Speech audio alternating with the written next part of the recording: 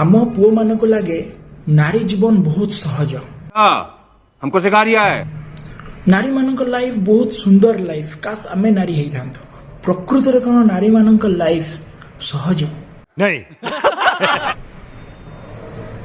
केबे भी नुह आज्ञा मो मतरे।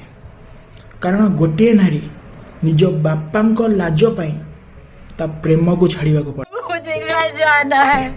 गोटे नारी निज भाई पाई प्रॉपर्टी छाड़ी दिए। गोटे नारी निज छुआ पाई ऑफिस छाड़ी दिए।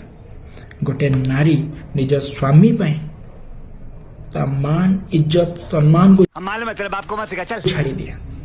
गोटे नारी ता सासू घर पाई तार फ्रीडम को भूली जाए। किंतु सेई नारी जेतबेले बाहर को जाए जदि सेई नारी सह किछि खराब हुए आमे सेई नारी को बाहर को जीवा पाई बंद कर दो बुझुंती। आ सबु बेले आमे सेई नारी को ही दोष दे थाउ। थरे भाबंतु नारी जीवन कौन सत्तरे सहज केबे भी नुह आज्ञा। जो माने नारी सेई माने ही बुझुथिबे नारी लाइफ केते जटिल केते कष्ट।